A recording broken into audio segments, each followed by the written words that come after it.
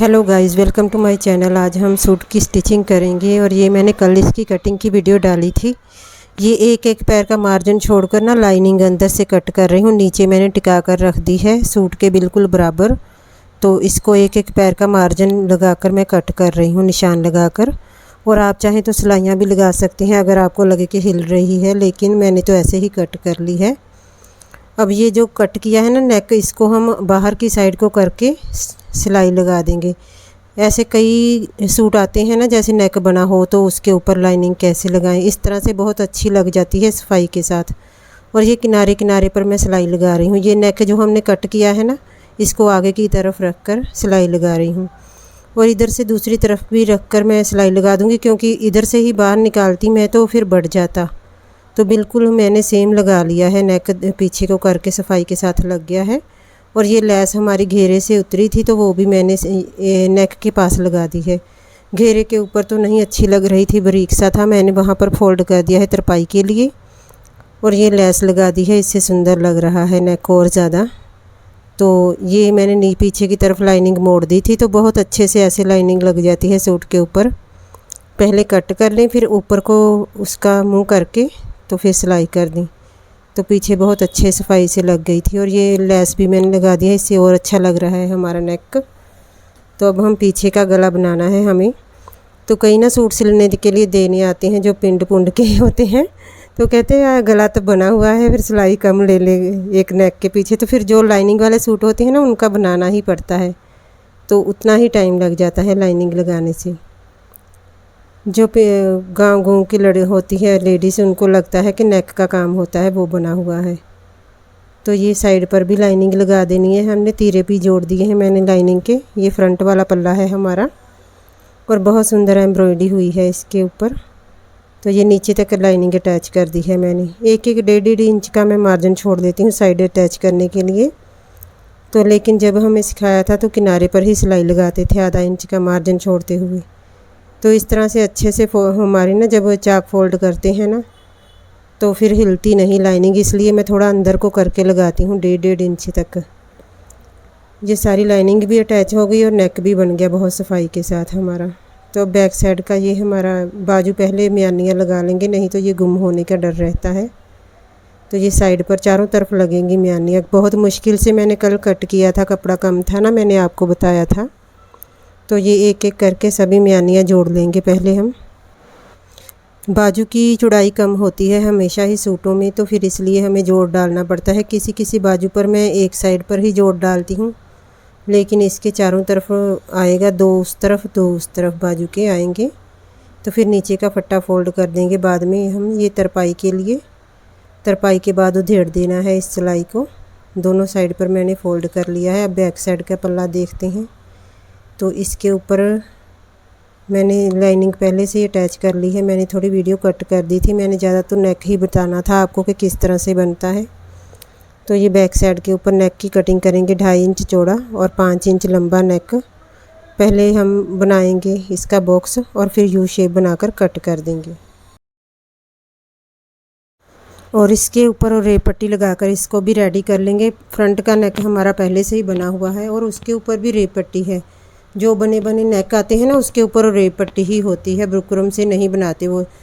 कभी कभी ज़्यादा से ज़्यादा पेस्टिंग पेपर से बने मैंने देखे हैं, लेकिन कभी भी बुकरम का नेक नहीं बना देखा जो रेडी होते हैं पहले से नेक।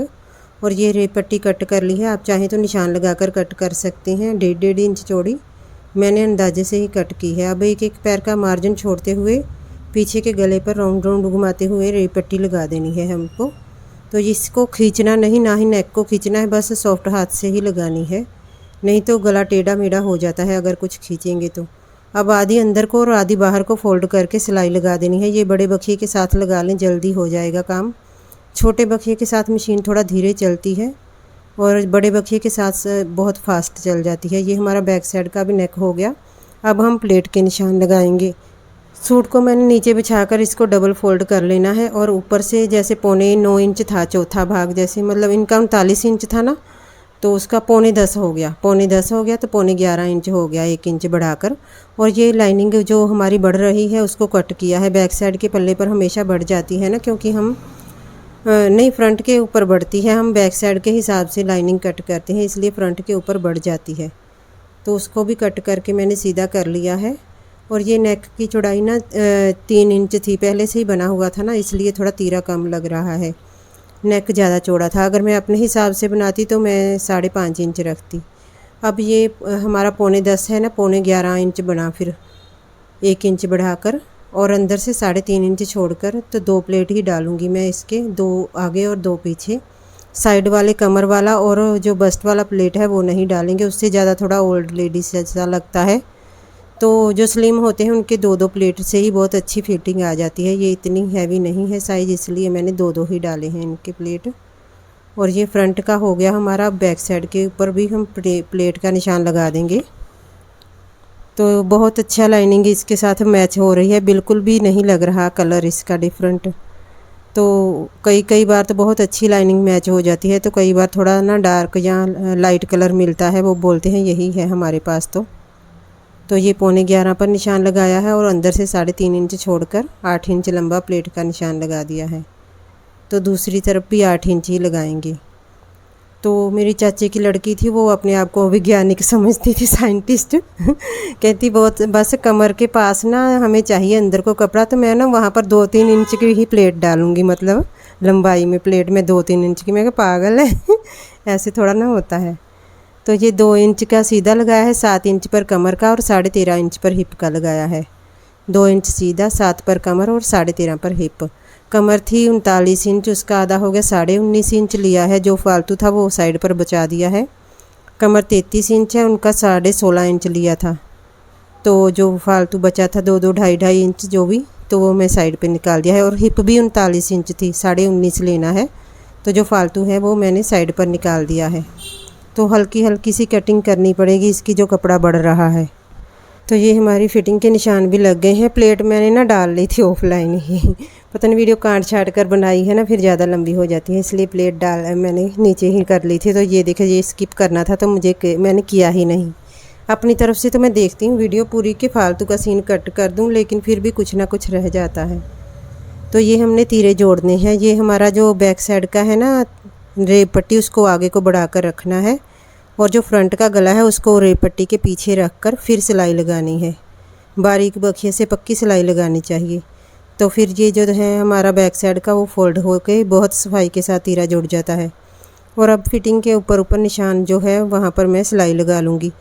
तो मैंने ना चेक कर लूँगी एक बार, पिछली बार ना उनकी एक प्लेट पीछे की प्लेट रह गए थे, तो अच्छी फिटिंग नहीं आ रही थी। निशान भी मैंने लगाया था, तो जल्दी जल्दी में प्लेट रह गए थे। मैं फिर से चेक करती हूँ सूट को खोल कर। वैसे तो मैंने डाली होंगी प्लेट, फिर डाल के ना तभी फिटिंग अच्छी आती है। तो कई बार याद भूल जाता है, तो आगे का दूसरा काम पकड़ लेते हैं ना, तो फिर याद नहीं रहता। मैं फिर भी चेक कर लेती हूँ सूट को निकाल कर एक बार। तो ये सिलाई के ऊपर ऊपर लगानी है फिटिंग के, फिर बाद में 1-आधा इंच की छोड़कर ना मार्जिन एक और सिलाई लगा देनी है। इसका फ़ायदा तो होता नहीं, वैसे अगर उधेड़ेंगे ना तो फिर हिप तक नहीं उधड़ेगा, हिप हमारी उतनी ही रहेगी, बस्ट और कमर थोड़ी खुली हो जाएगी। तो ये फालतू कपड़ा कट करके फिर चाक फोल्ड करेंगे, नहीं तो बहुत ज़्यादा घेरा हो जाएगा। तो पहले बड़े बड़े घेरे डालते थे, अब तो बोलते हैं कि बिल्कुल छोटा घेरा चाहिए हमको, इसलिए दूसरी साइड से भी ऐसे ही कट कर लेंगे हम, ताकि हमारा फालतू कपड़ा ज़्यादा ना बचे। अगर ज़्यादा कपड़ा छोड़ दो ना जब सीधा करो सूट, तो बहुत ज़्यादा बल आते हैं।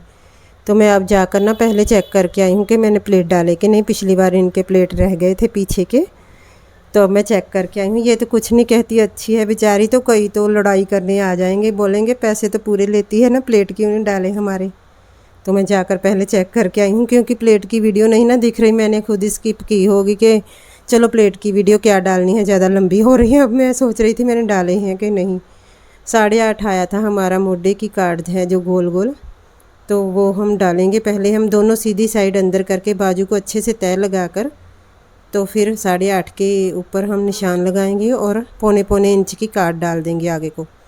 ये हम मोढे के आगे भी डालते हैं, आगे के पल्ले पर भी, बाजू पर भी डालते हैं। इससे हमारे ना बल नहीं आते, जो हमारे आते हैं थोड़े बहुत तो आते हैं, लेकिन ज़्यादा नहीं आते। तो कई जान कर ना आकर मुझको दिखाते हैं, ये देख यहाँ से फूल रहा है, तो क्या करें मैं, क्या टी शर्ट वाला कपड़ा थोड़ा है जो साथ चिपक जाएगा, ये दूसरा कपड़ा होता है। नया नया सूट तो ज़्यादा सगों ना ऊपर को उठा उठा लगता है, जब एक दो बार धो लो ना तो फिर कपड़ा अच्छे से सॉफ्ट हो जाता है। अब नया कपड़ा तो हार्ड हार्ड होता है। तो जब मैंने बाजू की मोरी 5.5 ली है, उन्होंने चूड़ा पहना हुआ है तो फिर मुश्किल हो जाती है, तो इसलिए मैंने 5.5 ली है। बाजू की मोरी ज़्यादा ली है मैंने। तो दूसरी बाजू पर भी ऐसे ही फिटिंग लगा देंगे दोनों तरफ।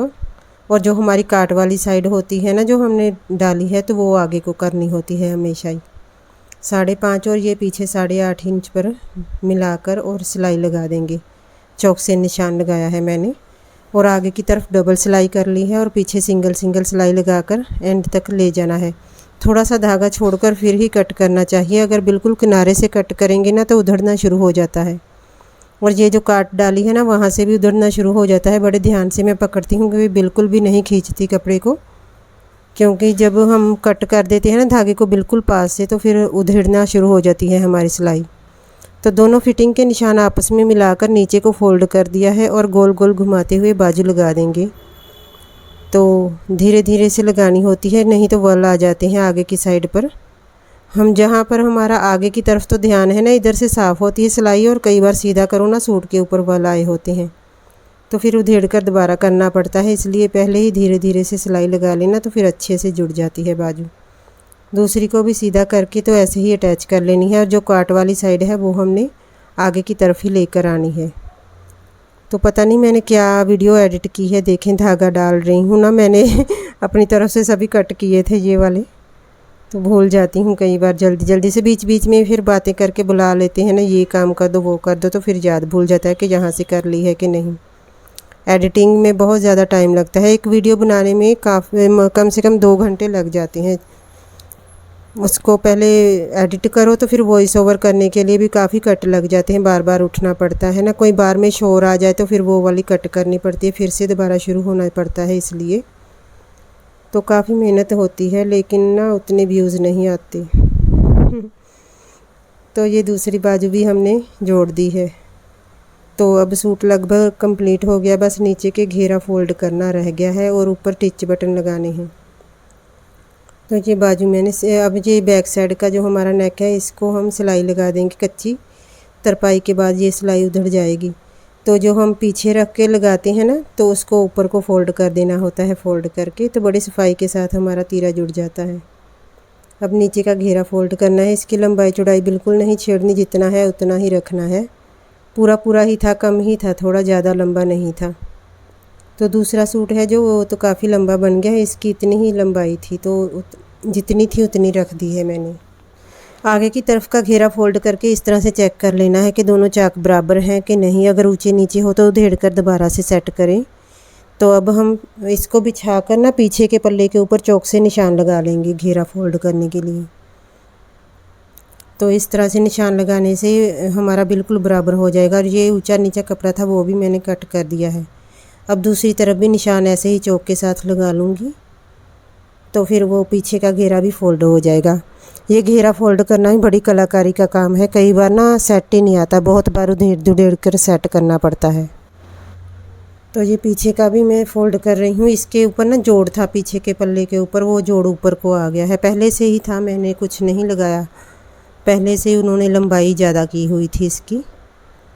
तो इसको साइड पर कट कर लिया है और जो फालतू कपड़ा बचा था कट करके अब साइड से चाक फोल्ड करने हैं। लाइनिंग वाले सूट के चाक ध्यान से फोल्ड करने पड़ते हैं क्योंकि एक साइड लाइनिंग तक हमारा फोल्ड करके पकड़ना पड़ता है, नहीं तो लाइनिंग ऊंची नीचे रह जाती है, नीचे बीच में से छूट जाती है। तो ये दोनों तरफ से मैंने चाक फोल्ड कर लिए हैं। पीछे का पल्ला है, फिर आगे के फोल्ड करके तो फिर चेक करने हैं कि कोई ऊंचा नीचा तो नहीं, दोबारा से चेक करके फिर हम छोड़ेंगे, नहीं तो अगर बड़ा छोटा हो तो फिर दोबारा उधेड़ कर सेट करना पड़ता है। कई बार हो जाता है बड़ा छोटा, तो फिर मैं एक बार फोल्ड करके ना फिर कैमरा ऑफ करके फिर सेट करके ही देती हूँ, ऐसे नहीं छोड़ते बड़ा छोटा। ये तो बेचारी शायद नहीं चेक करती, तो कई तो बहुत पुरानी लेडीज़ हैं ना, आ जाती हैं, आधे इंच का भी फ़र्क हो आवे तो ऊंचा नीवा बना देते हैं आके बोलती हैं मेरे को। अब दूसरी तरफ भी ऐसे ही फोल्ड कर देना है और हमारा सूट कंप्लीट हो गया है। वीडियो पसंद आई हो तो प्लीज़ लाइक कर देना और मेरे चैनल को भी सब्सक्राइब कर देना। Thanks for watching. Suit complete हो गया हमारा।